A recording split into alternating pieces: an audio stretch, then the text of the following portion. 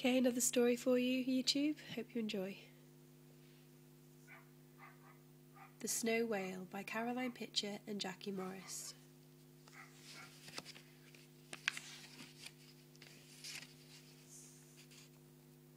One November night, snow fell fast and thick as down from a duck's back. In the morning, the hills were humpbacked with snow. Laurie ran into the garden and searched for a stick. She drew a great shape in the hillside. Her little brother Leo ploughed through the snow after her, holding high his bucket and spade. "What shall I do?" he asked.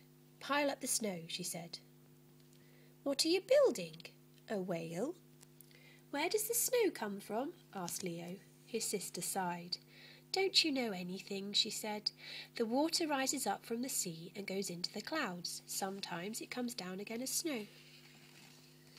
Out ran Rory from next door. He brought his wheelbarrow to help, and his sister Kate brought a rake.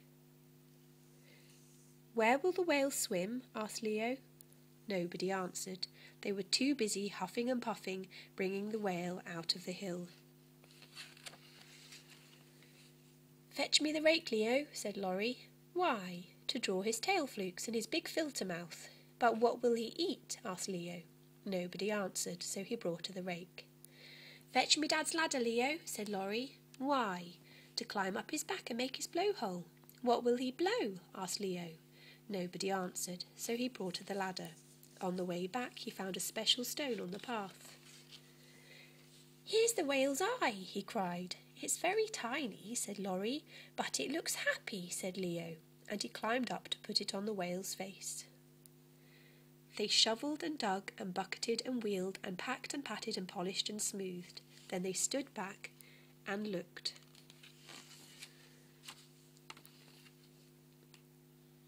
He was the most beautiful snow whale in the whole world, high as a church, round as a cloud, white as an ice floe.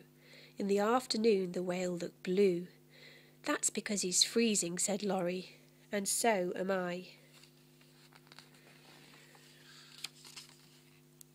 They ran home to thaw their fingers and dry their gloves and socks, and to eat hot toast and cake. As darkness settled over the hillside, Laurie and Leo watched the whale from their window. "The valley is just a jam jar to him," said Laurie. "If he sang, his voice would shatter the hills. If he thrashed his tail, he would break our house in two." Next day it was so cold that the snow whale's mouth was full of icicles. The children played with him all day. They ran round him, climbed on his back and slid down his sides. They sailed him over the 7 seas. They told him stories about ants and elephants and made him smile. Later, when the sun broke through and water drops dripped from the branches, the snow whale glistened like silver. "Where does the snow go?" asked Leo. His sister sighed. "Don't you know anything?" she said. "It melts and flows back into the river and down into the sea again."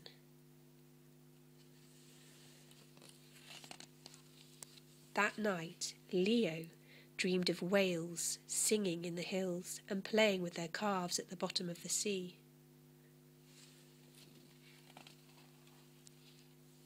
When he woke, someone was crying, but it wasn't the whale, it was Laurie. "Where's the whale gone?" she sobbed. "I do know that," Leo said, and put his arms round her.